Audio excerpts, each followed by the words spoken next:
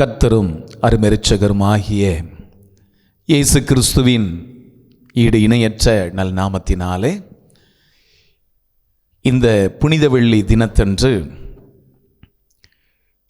ஒரு மணி நேரமாவது என்னோடு கூட விழித்திருக்க கூடாதா என்கிற இந்த ஜெப நிகழ்ச்சியில் உங்களோடு இணைந்து அடியேனும் ஜெபிக்க கர்த்தர் பாராட்டின இந்த நல்ல ஈவுக்காக ஆண்டவருக்கு நான் நன்றி செலுத்துகிறேன்.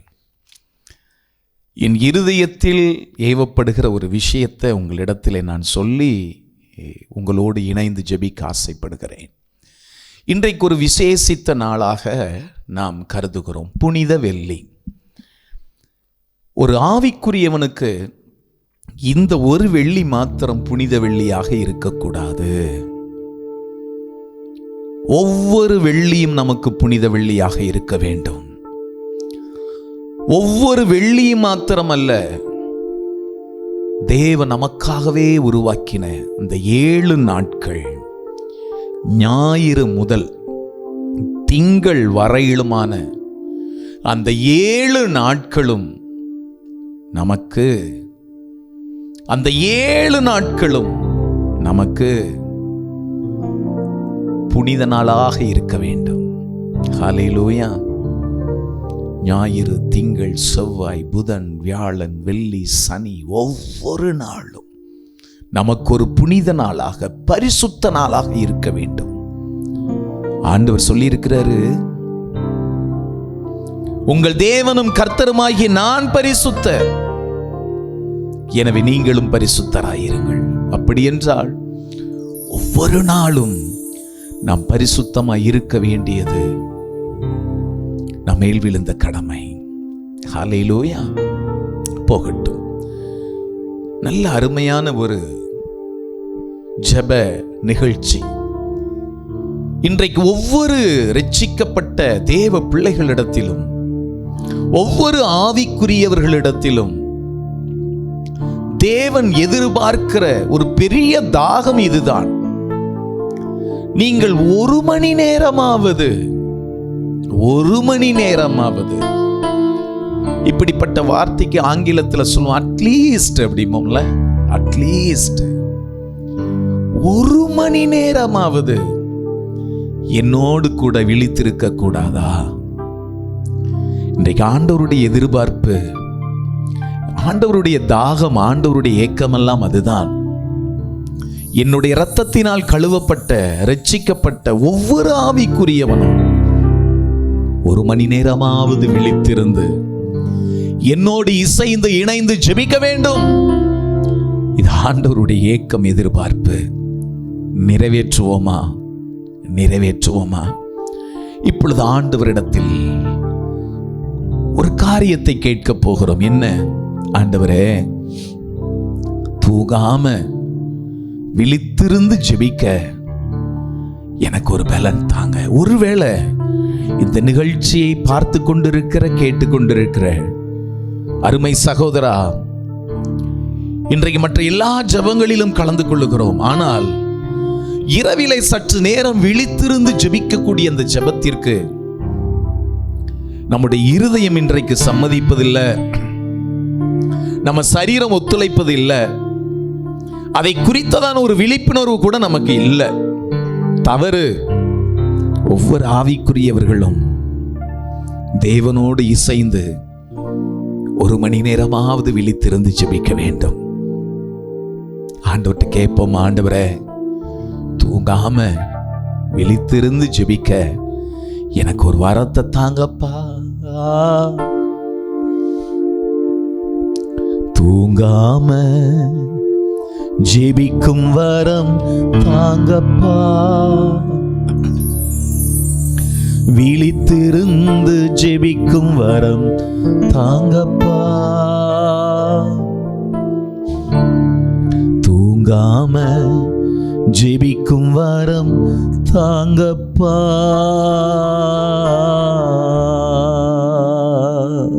கேட்போமா? நன்றிப்பா.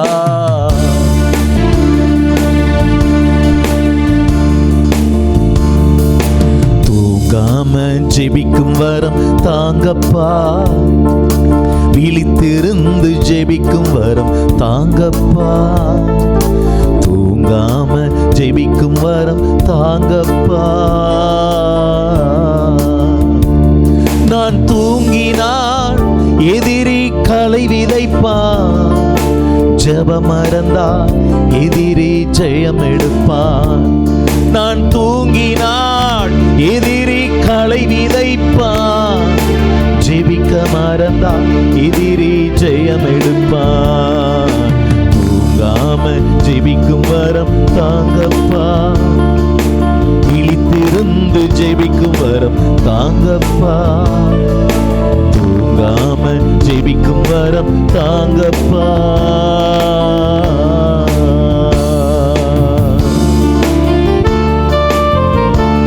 உடலை ஒடுக்கணும்பா, என் உணவெல்லாம் குறைக்கணும்பா, அதிகமா பேசக்கூடாது உங்களை தவிர யார்கிட்டையும்.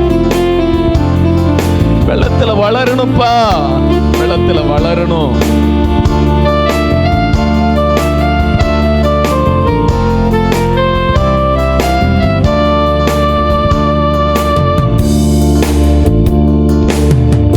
உடலை ஒடுக்கணும், உணவை குறைக்கணும். உடலை ஒடுக்கணும், உணவை குறைக்கணும். பேச்ச நிறுத்தணும், பலத்தில் வளரணும். பேச்ச நிறுத்தணும், பலத்தில் வளரும். நான் தூங்கினால் எதிரி களை விதைப்பான், ஜெபம் மறந்தால் எதிரி ஜெயம் எடுப்பான். நான் தூங்கினால் எதிரி களை விதைப்பான், ஜெபிக்க மறந்தால் எதிரி ஜெயம் எடுப்பான். தூங்காம ஜெபிக்கும் வரம் தாங்கப்பா.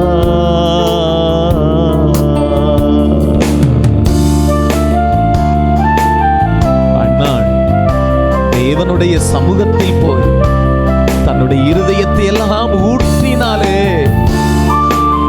இருதயத்தை ஊட்டி செபித்த அன்னாளுக்கு பதில் கிடைத்தது. சாமுவேலை காணுவர் அவர் இருதயத்தை ஊற்றினாப்பா.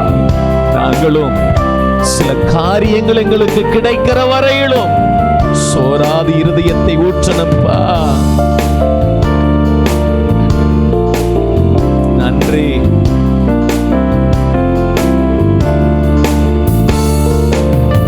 அன்னாள போல கண்ணீரை வடிக்கணும், அன்னாள போல கண்ணீரை வடிக்கணும்.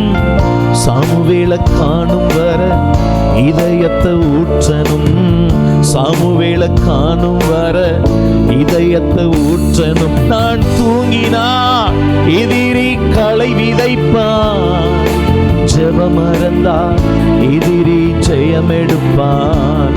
நான் தூங்கினால் எதிரி களை விதைப்பான், ஜெபிக்க மறந்தால் எதிரி ஜெயம் எடுப்பான்.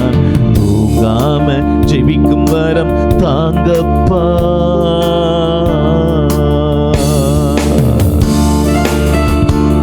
தானியேல் ஜெபித்த இடமும் ஜெபித்த சூழ்நிலையும் சாதாரணமான இடம் இல்லை ஆண்டவரே.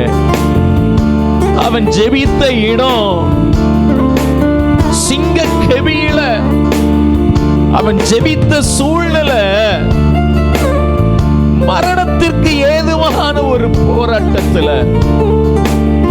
சாதாரணமான சூழ்நிலையிலும் நாங்கள் ஜெபிக்க அசதியாயிருந்தால், தானியேலை போல சூழ்நிலை வரும் பொழுது நாங்கள் எப்படி ஆண்டவரே ஜெபிப்போம்? தானியேலுக்குள் இருந்த அந்த விசேஷித்த ஜெப பாரத்தை, வாஞ்சையை எங்களுக்கு தாங்கப்பா, தாங்கப்பா, தாங்க.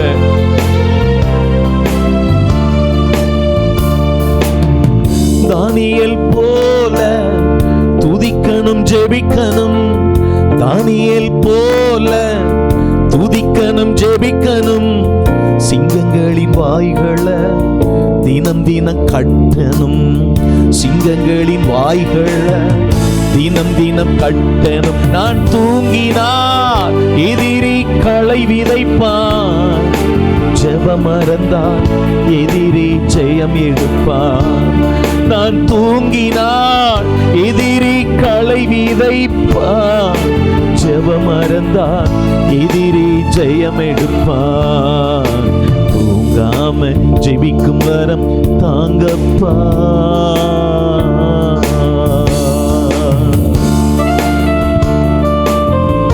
அவள் சிறைச்சாலையிலே ஜெபித்தானே ஆண்டவரே, அவன் ஜெபிக்கும் பொழுது கதவுகள் திறந்தது, கட்டுகள் எல்லாம் நீங்கியதே ஆண்டவரே. என் ஜெபத்தில் அப்படி மேன்மையான அனுபவத்தை நான் காண்கிறேனா? நான் ஜெபிக்கும் பொழுது அடைக்கப்பட்ட வாசல்கள் திறப்பதை நான் அனுபவிக்கிறேனா? நான் ஜெபிக்கும் பொழுது கட்டுகள் எல்லாம் தானாக நீங்குவதை என் கண்கள் காண்கிறதா? அவிதமாய் ஜெபிக்க என்னை ஒரு விசேஷித்த ஜெப அபிஷேகத்தினால என்னை ஆளுகை செய்யுங்கப்பா, ஆளுகை செய்யுங்க.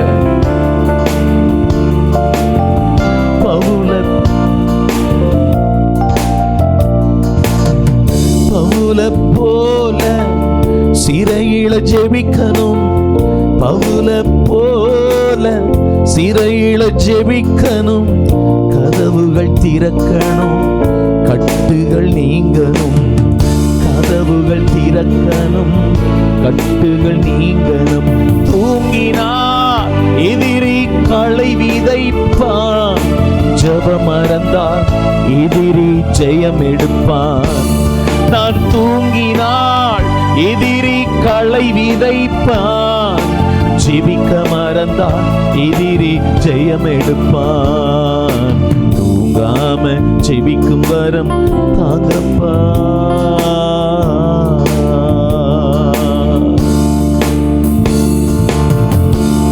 மோசையை போல நான் ஏறணும் ஆண்டவரே, கண்மலையாகிய கிறிஸ்துவை நோக்கி என் கரங்களை உயர்த்தணும் ஆண்டவரே.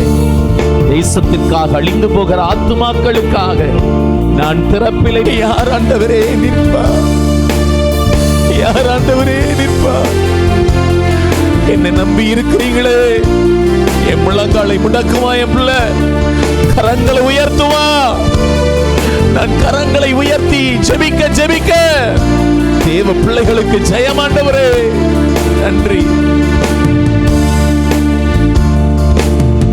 மோசேயை போல மலை மேல் ஏறணும், மோசேயை போல மலை மேல் ஏறணும். கரங்களை விரிக்கணும், கதறணும் தேசத்திற்காய். கரங்களை விரிக்கணும், கதறணும் தேசத்திற்காய். தூங்கினாள் எதிரி களை விதைப்பான், ஜெபம் மறந்தால் எதிரி ஜெயம் எடுப்பான். நான் தூங்கினாள் எதிரி களை விதைப்பான், ஜெபிக்க மறந்தால் எதிரி ஜெயம் எடுப்பான். தூங்காம ஜெபிக்கும் வரம் தாங்கப்பா, விழித்திருந்து ஜெபிக்கும் வரம் தாங்கப்பா. தூங்காம ஜெபிக்கும் வரம் தாங்கப்பா.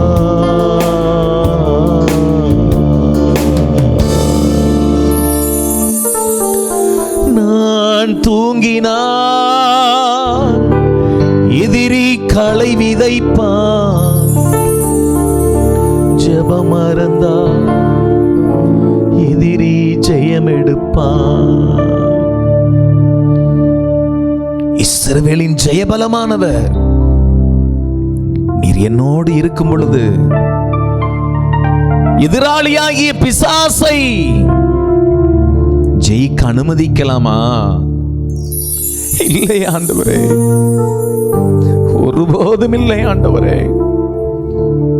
எதிராளியாகிய பிசாசானவன் ஒரு நாளும் என்னோடு போராடி அவன் ஜெயிக்க கூடாதுப்பா. இஸ்ரவேலின் ஜெயபலமானவர் உம்மை சார்ந்து வாழுகிறனா, ஒவ்வொரு நாளும் ஜெபத்தினால் ஜெயம் பெறுவேன். ஜெபத்தால் ஜெயம், ஜெபத்தால் ஜெயம், ஜெபத்தால் ஜெயம். ஹல்லேலூயா. இயேசு கிறிஸ்து காட்டி கொடுக்கப்படுகிற அந்த நாளிலே பார்த்தீங்கன்னா தன் சீஷர்களோடு கெத்செமனே என்கிற தோட்டத்திற்கு போகிறார். அப்போ அவரோடு சென்ற ஒரு சில சீஷர்களை ஒரு இடத்திலே இருக்க வைத்து விட்டு, நீங்கள் இங்கே இருங்கள், நான் சற்று அப்புறம் போய் நான் ஜெபிக்கிறேன்னு சொல்லி ஜெபம் பண்ணிட்டு வாராரு. பிதாவின் இடத்திலே போய் வியாகுலத்தோடு தன் காரியங்கள் எல்லாம் ஜெபம் பண்ணிட்டு திரும்பி வந்து பார்க்கிறான். சீஷர்கள் நித்திரை மயக்கத்தோடு இருக்கிறாங்க, தூங்கிட்டு இருக்கிறாங்க. அப்போ எழுப்பிட்டு ஒரு விஷயத்தை சொன்னார். அதை வைத்துதான் இன்றைக்கு நாம் ஜெபிக்க போகிறோம். என்ன?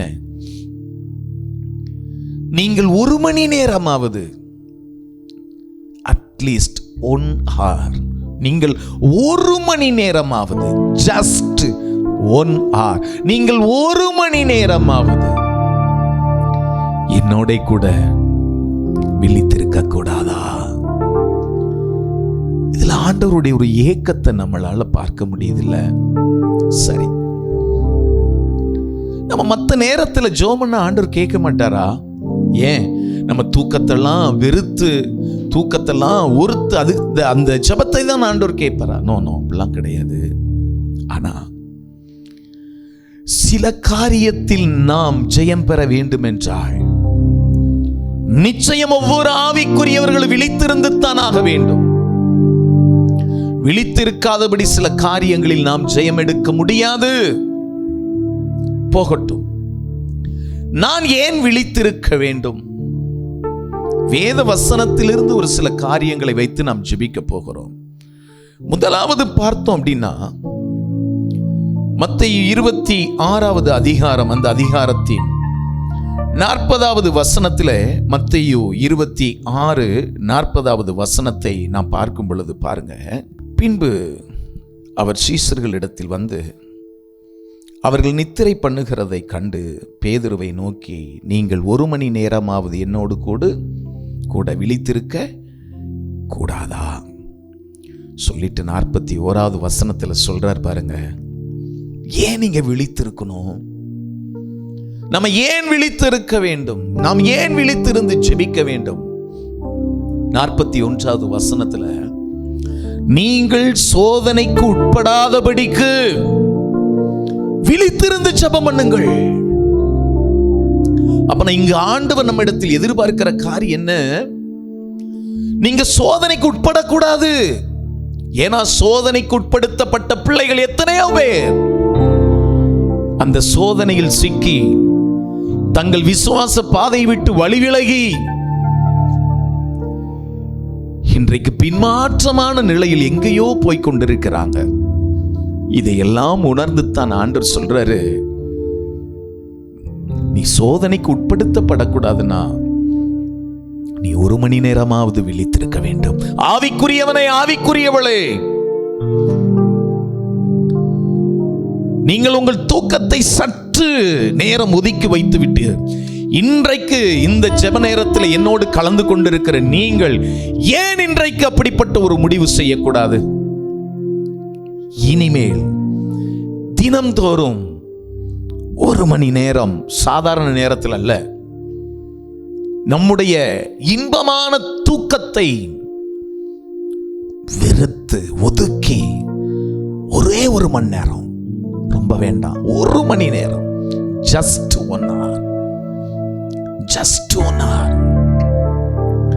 ஒருவேளை நீங்க 8 மணி நேரம் தூங்குகிறவங்களா இருந்தீங்கன்னா அந்த 8 மணி நேரத்தில் just 1 hour, 1 மணி நேரம் ஆண்டவரோடு கூட விழித்திருங்க.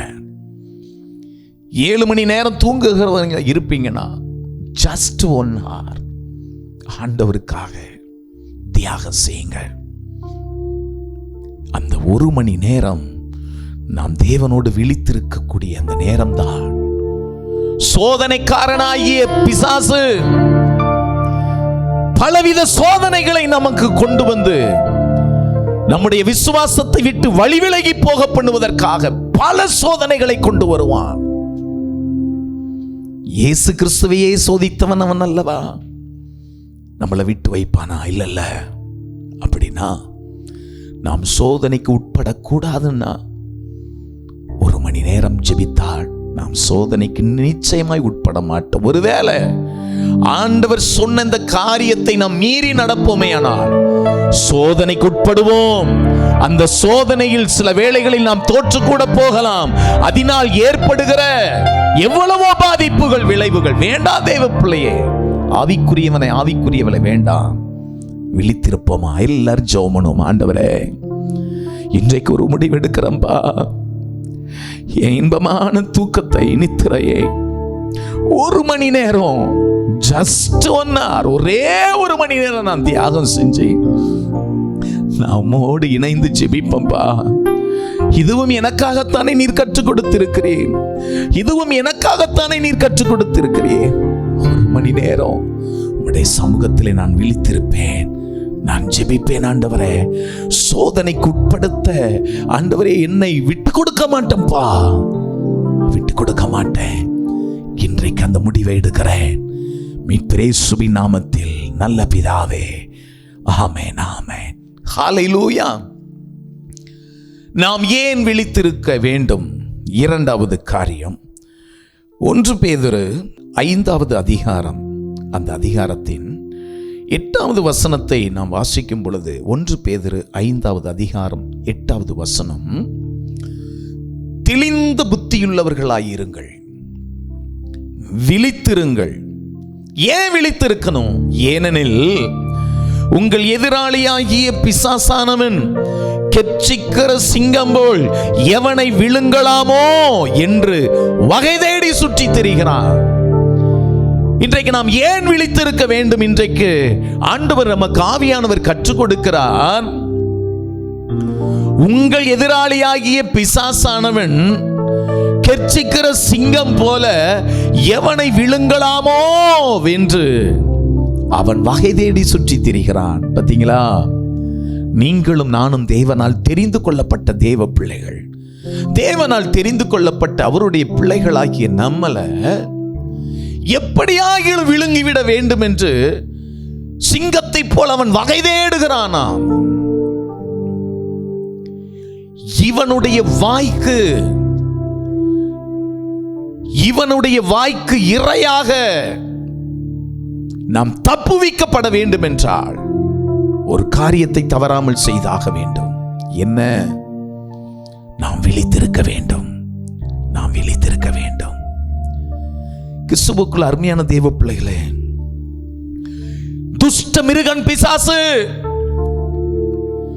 இந்த துஷ்ட மிருக பிசாசு நம்மீது இருக்கிற அந்த ஆத்திரம், வைராக்கியம், வெறியினால அவன் வகை தேடிக்கிட்டு இருக்கான். எப்பண்டா இவன் தூங்குவான் பாருங்க. மந்தையில் இருக்கிற ஆடுகளை அவன், அந்த துஷ்ட மிருகம் எப்பொழுது கவி கொண்டு போகும் அப்படின்னா, மேய்ப்பனாகட்டும் அல்லது மந்தையை காக்கிற மேய்ப்பனாகட்டும் அல்லது அந்த ஆடுகளாகட்டும் எப்பொழுது அசந்து தூங்குகிறதோ அந்த நேரம் பார்த்துதான் இந்த துஷ்ட மிருகங்கள் கவி கொண்டு போய்விடும். அப்படின்னா நம்மை பாழ்படுத்த அவன் கெர்ச்சிக்கிற சிங்கத்தை போல சுற்றி திரிகிறான். அவன் வாய்க்கு தப்புவிக்கப்படணுமா? நாம் விழித்திருந்து ஜெபிக்க வேண்டும். அர்ப்பணிப்போமா? ஆண்டவரே,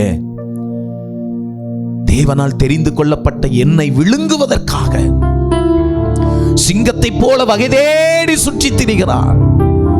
நான் எப்பொழுது அசதியாயிருப்பேன், நான் எப்பொழுது தூங்குவேன், நான் எப்பொழுது நித்திரை செய்வேன் என்று ஒவ்வொரு நாளும் என்னை சுற்றி சுற்றி சுற்றி அவன் வந்து கொண்டே இருக்கிறான். ஆண்டவரே, விழித்திருப்பேன். ஆண்டவருடைய சமூகத்தில் விழித்திருந்து ஜெபிப்பேன். ஆண்டவரே, அன்றைக்கு சிங்கங்களின் வாயை கிழித்து போட்டான் தாவீது, சிங்கங்களின் வாயை கிழித்து போட்டான் சிம்சோன். நானும் விழித்திருப்பேன். தானியேல், சிங்கங்களின் வாய் கட்டப்பட்டதுப்பா, இன்றைக்கு கெர்ச்சிக்கிற சிங்கத்தை போல அவன் வகை தேடி வரும் பொழுது, நான் தானியேலை போல நான் இடைவிடாமல் விழித்திருந்து ஜெபிக்கிறவனாய் வாழ எனக்கு கிருபை பாராட்டுங்க, கிருபை பாராட்டுங்க. மீட்பர் இயேசுவின் நாமத்தில் நல்ல பிதாவே, ஆமென், ஆமென், ஹல்லேலூயா. நாம் ஏன் விழித்திருக்க வேண்டும்? மூன்றாவது காரியம், மத்தேயு எழுதின சுவிசேஷ புஸ்தகம் 13வது அதிகாரம், அந்த அதிகாரத்தின் 27வது வசனத்திலிருந்து பாருங்க. வீட்டு எஜமானுடைய வேலைக்காரர் அவனிடத்தில் வந்து, ஆண்டவனே, நீர் உமது நிலத்தில் நல்ல விதையை விதைத்தீர் அல்லவா? பின்னை அதில் களைகள் எப்படி உண்டானது என்றார்கள். அதற்கு அந்த வீட்டு எஜமானன், சத்துரு அதை செய்தான் என்றான். அப்பொழுது வேலைக்காரர்கள், நாங்கள் போய் அவைகளை பிடுங்கி போட உமக்கு சித்தமா என்று கேட்டார்கள். அதற்கு அவன், வேண்டாம், களைகளை பிடுங்கும் போது நீங்கள் கோதுமையோடு கூட வேரோடு பிடுங்காதபடிக்கு ரெண்டையும் அறுப்பு மட்டும் வளர விடுங்கள். எஜமான்ட்ட வந்து சொல்றாங்க, நீ நல்ல விதையைத்தானே விதைத்திருப்ப, எப்படி களைகள் வந்தது? அதற்கு முன்னால் அவர் சொல்றார் பாருங்க, 25வது வசனத்துல, மனுஷர் நித்திரை பண்ணுகையில் அவனுடைய சத்துரு வந்து கோதுமைக்குள் களைகளை விதைத்து விட்டு போனான். எப்பொழுது?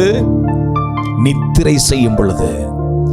இன்றைக்கு சத்துருவானவன் எப்பொழுது களைகளை விதைக்கிறான் என்றால், நித்திரை செய்யும் பொழுது. ஆவிக்குரிய வாழ்க்கையில நாம் எப்பொழுதெல்லாம் ஆவிக்குரிய தூக்கத்தோடு இருக்கிறோம். ஆவிக்குரிய தூக்கம்னா என்ன தெரியுமா? ஜெபம் கிடையாது. இன்னைக்கு அநேக ஆவிக்குரியவர்களுடைய வாழ்க்கையில ஜெபமே கிடையாது. ஆனால் ஆவிக்குரியவர்கள் இல்ல. ஆவிக்குரியவர்களாய் இருந்தும் நாம் ஜெபிக்காமல் இருப்போமே ஆனால் நாம் ஆவிக்குரிய குருட்டாட்டத்தில் இருக்கிறோம், ஆவிக்குரிய நித்திரையில் இருக்கிறோம் என்பதை ஒவ்வொரு ஆவிக்குரியவர்களும் சரியாக புரிந்து கொள்ள வேண்டும். நாம் ஏன் விழித்திருக்கணும்? கோதுமைக்கு நடுவிலே களைகளை விதைத்து விட்டு போய்விடுவான். ஜாக்கிரதையா இருக்கணும். ஜோமனோமா, ஆண்டவரே, ஆண்டவரே, நான் நல்ல கோதுமை மணியாக, நான் கர்த்தருக்கென்று பலன் கொடுக்கிறவனாக இருக்கும் பொழுது, ஆண்டவரே, என் பயிருக்கு பலன் கொடுக்கிற என் கோதுமை மணிக்குள் களைகளும் சேர்ந்து வளர்ந்து விடுகிறது. காரணம் என்ன? நான் சில வேளைகளிலே அசதியாய் இருக்கும் பொழுது, நான் சில வேளைகளிலே ஜெபிக்க மறக்கும் பொழுது, நான் ஜெபிக்க ஆண்டவரே மறந்து போன அந்த சூழ்நிலையில, ஜெபிக்காமல் தூங்கின அந்த சூழ்நிலையில, கோதுமை மணிக்குள் பயிருக்குள் அவன் களைகளை விதைத்து விட்டான். களைகளை உடனே பிடுங்க முடியாது. கோதுமை மணியோடு அது சேர்ந்து வளர வேண்டும். ஏனென்றால் களைகளை பிடுங்கி விட்டோம் என்றால் கோதுமையும் சேர்ந்து அது பிடுங்கக்கூடிய சூழ்நிலை வந்துவிடும். பயிர் வளருகிற வரையிலும் களைகளும் வளரும். ஆண்டவரே வேண்டாம்பா, ஆண்டவரே அந்த வேதனை வேண்டாம்பா, ஆண்டவரே, ஆண்டவரே களைகள் இந்த பயிரோடு சேருகிற, ஆண்டவரே வளருகிற வரையிலும், அது பிடுங்கப்படுகிற வரையிலும், ஆண்டவரே இந்த கோதுமை மணியானது சரியாக வளர முடியாது. இந்த களைகள் அதற்கு இடைஞ்சல் கொடுத்து கொண்டே இருக்குப்பா. வேண்டாம், நான் நித்திரை செய்ய மாட்டேன், விழித்திருப்பேன். சத்துரு ஒரு நாளும் களையை விதைப்பதற்கு நான் இடம் கொடுக்க மாட்டேன். விழித்திருந்து ஜெபிக்க பலன் தாங்க. மீட்பர் இயேசுவின் நாமத்தில் நல்ல பிதாவே, ஆமென், ஹல்லேலூயா. கர்த்தர் நல்லவர். கடைசியாக நாம் ஏன் விழித்திருக்க வேண்டும்? அதே மத்தேயு எழுதின சுவிசேஷ புஸ்தகம் 25வது அதிகாரம், நாம் ஏன் விழித்திருக்க வேண்டும்? மத்தேயு 25வது அதிகாரம், அந்த அதிகாரத்தின் 13வது வசனத்தை நாம் பார்க்கும் பொழுது பாருங்க, மனுஷகுமாரன் வரும் நாளையாவது நாளிகையாவது நீங்கள் அறியாதிருக்கிறபடியால் விழித்திருங்கள். கடைசியாக நாம் எதற்காக விழித்திருக்க வேண்டும் தெரியுமா? மனுஷகுமாரன் கர்த்தராகிய இயேசு கிறிஸ்து என்றைக்கு வருவார் என்று சொல்லி உங்கள் மத்தியிலே ஜெபத்தை நடத்தி கொண்டிருக்கிற எனக்கும் தெரியாது, என்னோடு இணைந்து ஜெபிக்கிற உங்களுக்கும் தெரியாது. ஏன்? நாம் யாரிடத்தில் ஜெபிக்கிறோமோ அந்த கர்த்தராகிய இயேசு கிறிஸ்துவுக்கும் தெரியாது. அவருடைய வருகை எப்பொழுது இருக்கும் என்று பிதாவை தவிர வேறு ஒருவனும் அறியான் என்று கர்த்தராகிய இயேசுவே சொல்லி இருக்கிறார். அப்படி என்றால் அவருடைய வருகையில கைவிடப்பட்டவர்களாய் நாம் இருந்து விடக்கூடாது. தெய்வ பிள்ளையே, நாம் கைவிடப்பட்டவர்களாய் இருந்து விடக்கூடாது. இந்த மனுஷகுமாரன் மணவாளனாய் வரும் பொழுது அவரோடு நாமும் சேர்த்து நாம் அவரோடு மணவாட்டியாய் எடுத்துக்கொள்ளப்படணும்னா நாம் எப்பொழுதும் விழித்திருக்க வேண்டும். இதற்கு உதாரணமாகத்தான் 10 கன்னிகைகளை குறித்து வேதம் மிக அழகாக சொல்லி இருக்கிறது. 10 கன்னிகைகளை 5 கன்னிகைகள் எப்பொழுதும் தங்களுடைய விளக்குகளில் எண்ணெயோடு அந்த மணவாளனுக்காய் காத்திருந்தார்கள். 5 கன்னிகைகளோ புத்தி இல்லாதவர்கள். மனுஷகுமாரன் மணவாளன் வந்தார். இந்த 5 கன்னிகைகளில் விழித்திருந்தவர்கள் மணவாளனோடு போயிட்டாங்க. இந்த 5 கன்னிகைகள் தூங்கிக் கொண்டிருந்தவர்கள் அஜாக்கிரதையாகவும் இருந்தாங்க. பார்த்தீங்களா, கைவிடப்பட்டாங்க. எனவே மனுஷகுமாரன் அந்த மணவாளன் வரும் பொழுது எப்பொழுதும் ஜெபத்திலே விழித்திருக்கிறவர்கள் மாத்திரமே அவரோடு வருகையில் செல்ல முடியும். ஹல்லேலூயா.